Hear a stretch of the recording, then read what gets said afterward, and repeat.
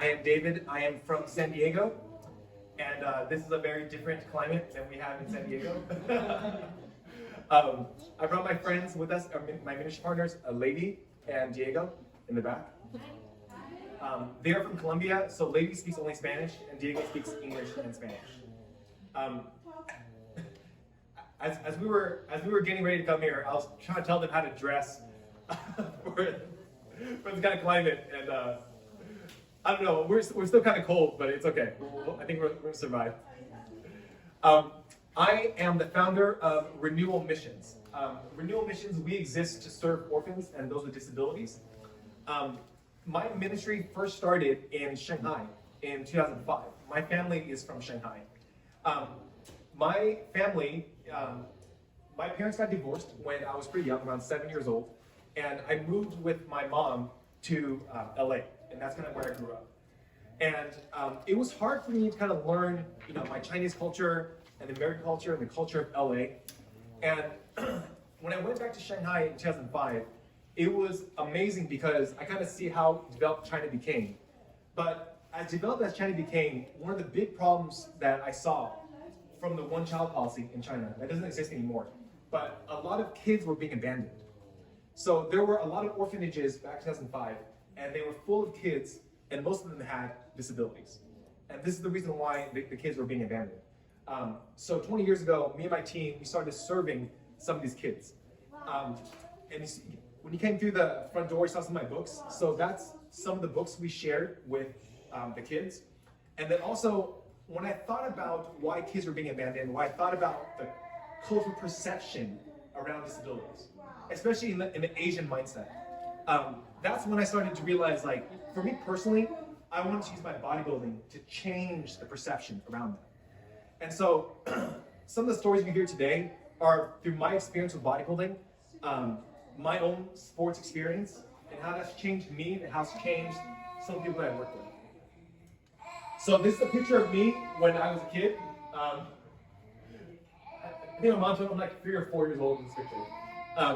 But I shared this picture because if you look at my knee is kind of like bent sideways and awkward. I've had a knee issue since I was a kid, and it really bothered me as a kid. And it wasn't from an accident. It was just kind of born with a little bit of deformity in my knee.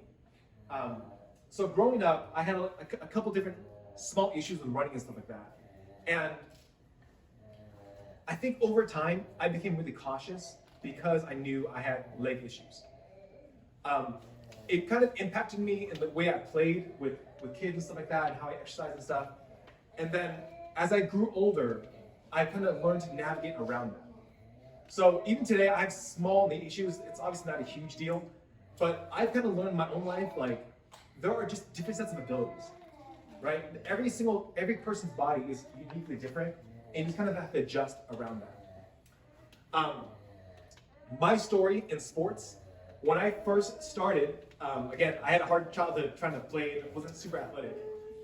In 8th grade, I remember going to high school, and I was in tryout for the track team. And so the way you try out is all the little 8th graders go behind the school and you just race. You stand in line and you race. And I remember racing the other 8th graders, and I was too slow to be on the track team. I was too slow to do sprints.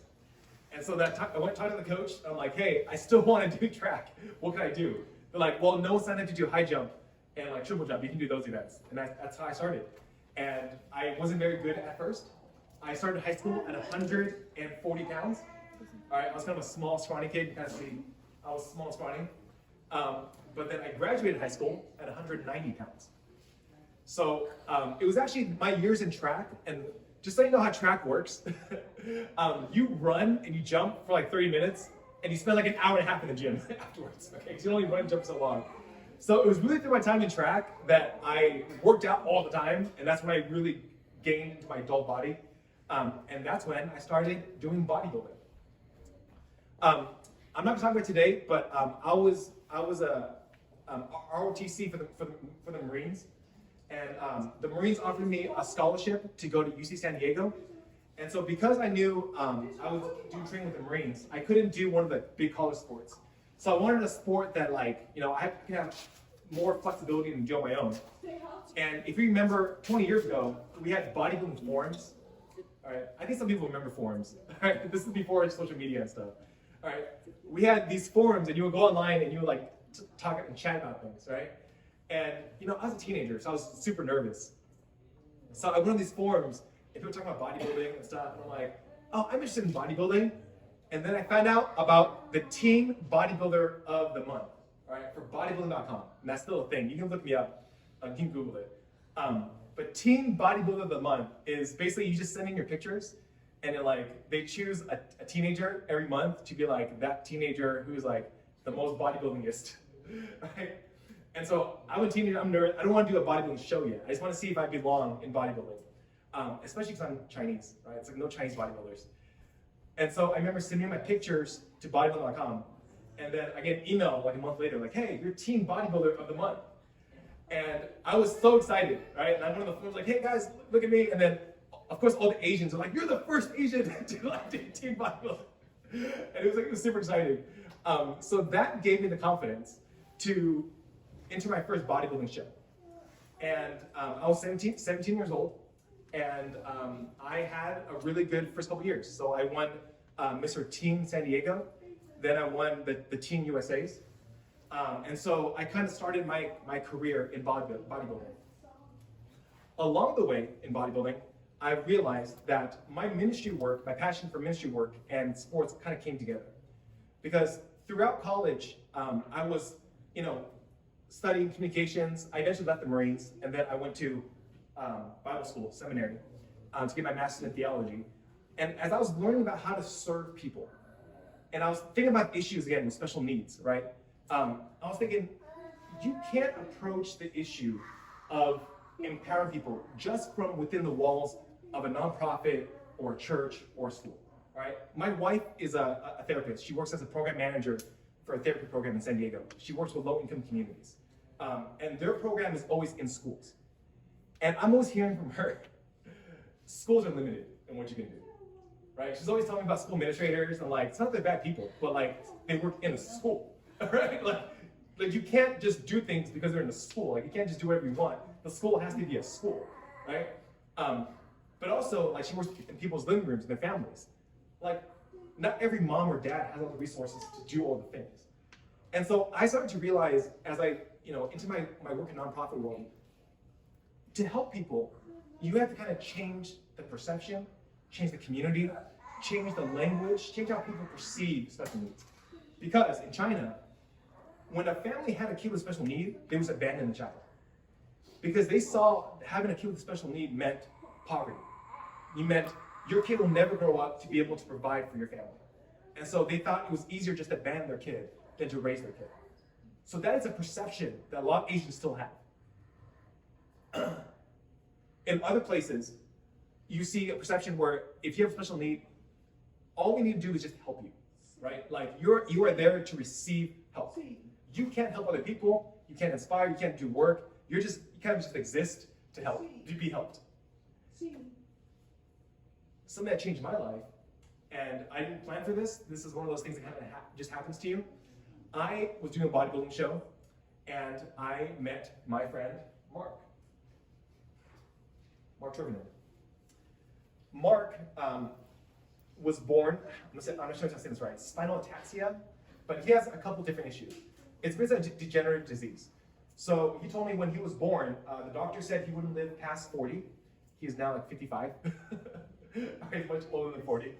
I'm not sure if you can tell from the picture. Mark he's blind, obviously in a wheelchair, but he also has a speech impediment too. And so it's hard for him to communicate with people. But I met him at a bodybuilding show, and I thought this guy was so impressive because he was out there just pumping up, getting ready, not messing around. Just so you know, even as athletes, as serious as we are, a lot of athletes don't work hard. Okay, just want to be honest with you. A lot of athletes are gifted, but they don't work hard. And what I saw in Mark, when he was just backstage at a bodybuilding show, I just saw him passionately talking to other people about bodybuilding, pumping up, just working hard, and I became friends with him. And then me and my friend John, we entered a division called Team Challenge. So Team Challenge is choreography and bodybuilding. So if you've seen the Olympics, you have single person figure skating, and then you have team pairs figure skating, right? So a lot of sports have like team divisions. So team challenge is basically a bunch of bodybuilders together. And it was amazing because Mark is blind and in a wheelchair. And team challenge, you have to have music and choreography. So I had to choreograph a routine with a guy who's blind. And I learned a lot because I was like, okay, Mark, listen to the music. When the music does this, and we practice 3, 2, 1. Mark, I'm on your left. Get ready to pose. 3, 2, 1. Music change. Mark, I'm coming behind you. I'm gonna move your wheelchair. We are now in the center of the stage. So you have to call directions, right? So I would call like, hey, you are center stage. Judges are to your front, and then like pose and like, Mark, I'm moving to the left. Judges are to your right, right? And he would like turn his head to the right. And as much hard work as that was, it actually made for a better routine, right? Because me and my partner John, we're both more aware of where the judges are, how to like, perform to the audience and stuff. And we actually ended up taking first place for team challenge. And then, like the people we beat, I'm like, you guys are fully able to see. I have no excuse. I don't know why your choreography is bad. But I realized, yes, it was a handicap. Yes, it was difficult, but it wasn't impossible.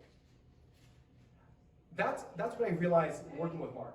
Yes, something is difficult, but it is not impossible. And if something is not impossible, how does that change how you look at a situation? So me and Mark, we've been doing bodybuilding for years and years now. And I help Mark with a lot of his training. And my mindset now is this: if it's not impossible, then there are steps we can do to adapt our training.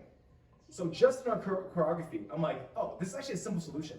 I just have to call out stage directions, right? Just like an actor, you have to set points on the stage and then just practice it. Like the vision obviously is a handicap, but it's not that difficult concept to deal with, right? The fact that Mark's in a wheelchair, some people are like, how do you work out in a wheelchair? I'm like, it's actually not that difficult, right? You just imagine you're always seated, and you do a lot of workouts that are seated, right? So just change the workouts to being seated.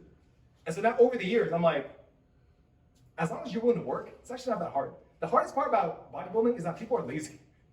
And Mark isn't lazy and he's willing to work. So I'm like, okay, so I can work with this, right? I just have to change everything to being seated. And so when we go to the gym now, and we've been doing this for years and years, and so we have a whole exercise routine built around being in a chair. And it's amazing because, when you go to the gym all the time, you get to see some of the same people, but some people who don't come all the time. And the secret with Mark is that he's just committed. And so over the years, that's kind of taught me too. The secret to overcoming and adapting is commitment. It's commitment from the person, and also commitment from me. So one of the things that I have to learn, again, is every day I have to walk in to training or any kind of situation and understand something's not necessarily good or bad, it's just different. And if you come in with that kind of mindset, it changes the way you look at a situation. Because if you ask me, so I've been team captain of Team USA Bodybuilding. If you ask me, and you give choices, would you rather have someone with a disability but is committed, or someone who's super talented but lazy? Right? I'm like, I will take a committed person all day. I can't fix lazy. Right? I cannot fix lazy. If you don't want it, I can't make you want it. Right? I can't make you work hard. Right? I can't explain to you why winning feels good and losing feels terrible. Right? Like I can't explain to you why going on stage, inviting all your family to come, and then you being lazy and then you lose because you're lazy, like that's the worst feeling. But the best feeling, like even with Mark, every time we go on stage, I know, he knows, his family knows, he did the best he could to be on stage. He did the best he could with all the resources that he's been given to work out and to do his sport. And you guys can kind of see, it's not about sports then, right? It's not about sports. Sports is the vehicle in which we learn, right? We learn about life, we learn about ourselves, we learn about each other.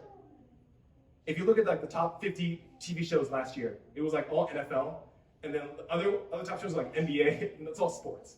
And then this year the Olympics are coming, and that's the highest rated TV show for most countries when it comes on. And why is that? Is it because you guys love watching people run in a straight line? Is it because you guys watching strangers swim in water? It's because you understand the work it takes to get there and the stories about how a person gets there, right? Like, I married my wife because when we were dating in college, I told her, I I just started bodybuilding. This is when I was in college. If you want to be together, you have to kind of understand this is my life. And so when we were dating, I brought my wife to a bodybuilding show. And she's a conservative Christian and all that. And it was super weird for her to see everyone naked and stuff. And she was okay with it. And it was funny because after we got married, other bodybuilders talked to me. They're like, David, how did you meet a woman who loves bodybuilding? I'm like, my wife doesn't like bodybuilding. She loves me. And I do bodybuilding, right? And over the years, we've had to make so many sacrifices because I have to travel and do weird food and stuff like that. But bodybuilding for us has not been about the sport. It's been about our marriage together, how we've changed our lives to serve each other. That's why we watch these sports. I think we all realize that. That's why we watch the Olympics. We love these stories. Because you realize, like, maybe we don't run in a straight line. Maybe we don't swim. But we all have these marriages, my brother is this, my sister is this, my friend from the school is like this. And we all have these different challenges. And when we journey together, that changes who we are. Let me tell you about Charles. At one of my bodybuilding shows, I came off stage and I didn't do that well at that show, and I was super upset. And I was like, man, I worked so hard to get the show. Like, I can't believe I'm so disappointed. Charles' mom came up to me. This is how sports works. It's a family thing. And she says, hey, my son is here. So she's like speaking for her son. I heard that you work with, you're in ministry, you work in nonprofit work, you work with people with special needs. Can you talk to my son? My son is interested in doing bodybuilding. And he's here at the show to watch, to see if he can do a bodybuilding show. So I'm not sure if you can see, but Charles, he was born with damage in both lungs. So he was waiting for a lung transplant in both lungs. So you get to understand how hard that is. His entire life. He recently just got a double lung transplant. But when we were working together, his mom's like, okay, he wants to do bodybuilding, but obviously he can't breathe, so that might be an issue. I'm like, that might be. Let's go find out. So I work with a team of other trainers, and we came to the office, and we do a body fat measurement with a muscle measurement, okay?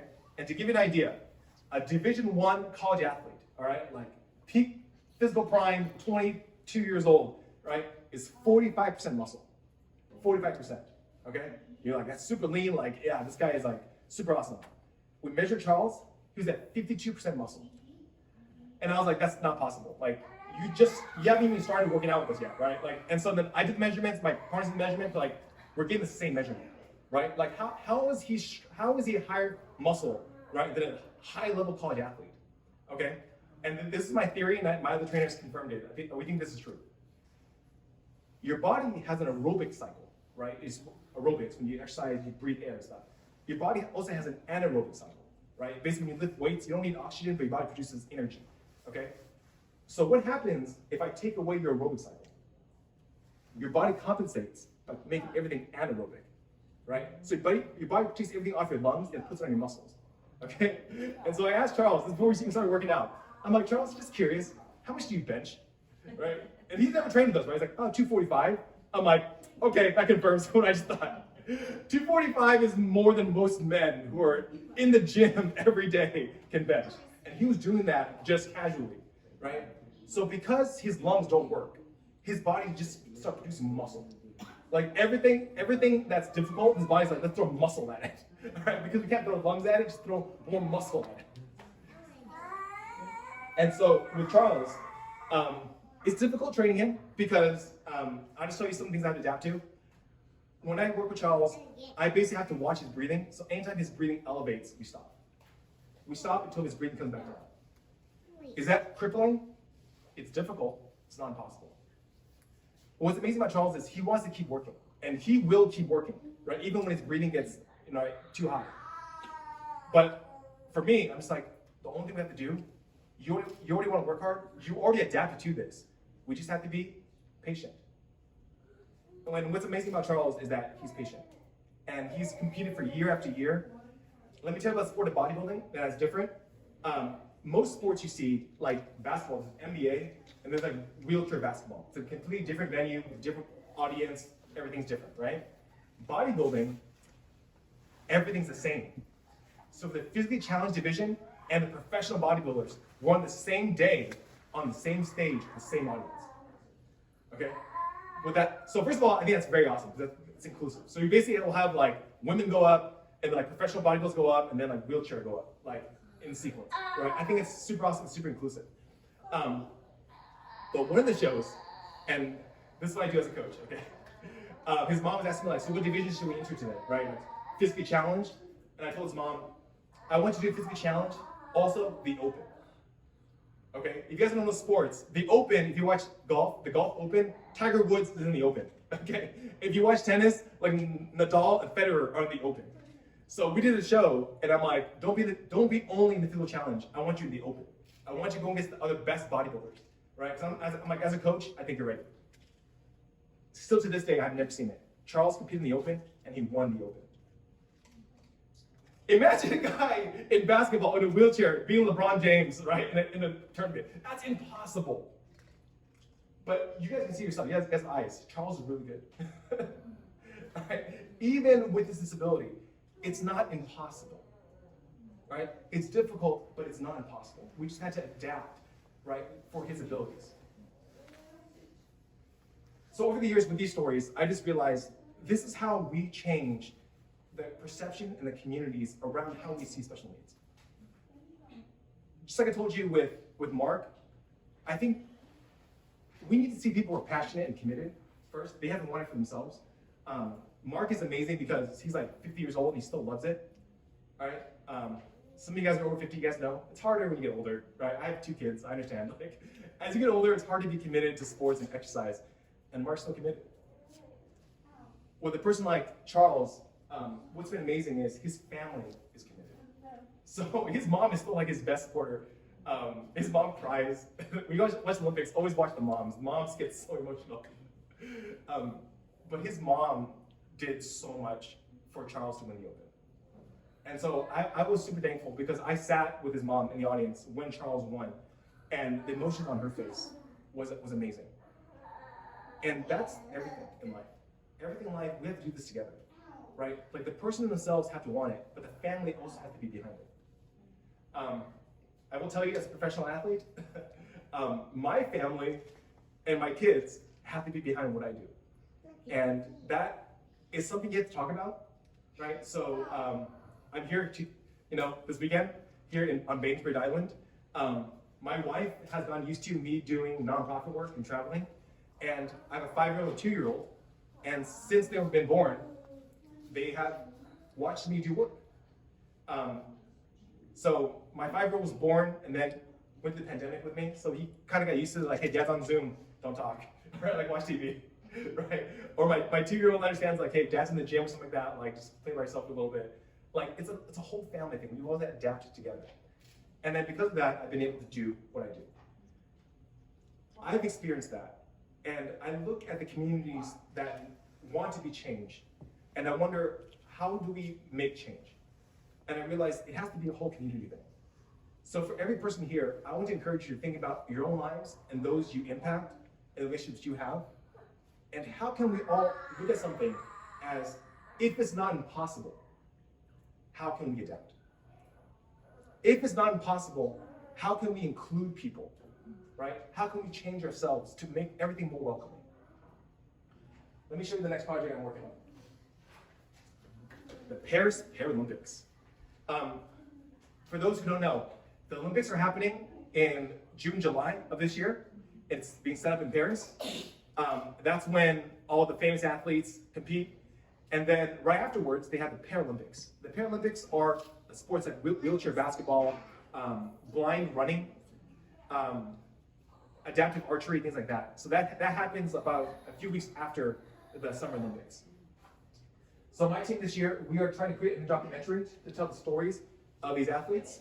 At Renewal Missions, we create a lot of media. So we have those books right there. If you go on social media, we've also created documentaries and videos of different athletes. But just like I told you stories today, there are a lot of people I have not met who speak French or Arabic or different languages. And we want to meet these athletes, interview them in their own language, and share their videos around the world. Because we believe that by hearing some of these stories, it changed their families, and it changed their communities. We also want to share workouts. So that's one of the things that I want to film at the Paralympics. I don't know everything, all right? I've only worked with certain kinds of disabilities. So I kind of want to see how certain athletes do workouts based upon whatever conditions they have. And we want to kind of share that around the world. And then nutrition, all right? Being here at Bainbridge Island, I benefited this morning from some fresh produce and eggs and stuff like that. Sports nutrition is actually still very much in infancy. A lot of people don't know about it, especially if you have a special need of some kind. And so I think we're more aware of this now, but if you have, like, I have ADHD, and so I've actually learned like certain foods help my ADHD and certain foods hurt me. And a lot of stuff is like that. A lot of different mental processes are affected by the foods, right? So one of the things we want to also kind of share and produce media around is nutrition. And I'm a big believer in organic. I'm a big believer in fresh and stuff. I think this room is too, right? A lot of this produce we buy is maybe not the best for us, and so we also want to share some of that. But thank you all for coming here today. All right, I'm super excited to see Joyland and everything you guys are doing. This is actually my first time actually meeting Kathy in person this weekend. Okay, all right. So I'm learning a lot about farming. We don't have these where I live in San Diego. We're desert. But hopefully in the future, I'll be able to come back, and next time I see you guys, hopefully I'll share some stories with you of the Paralympics. If you want to get involved in what we're doing, all the books are free. We invite you to take a book, but also I'd love to talk to you. So if any of these stories touched you and you want to talk more, tell me about your family, tell me about people you know. I'd love to talk with you. All right? So thank you very much.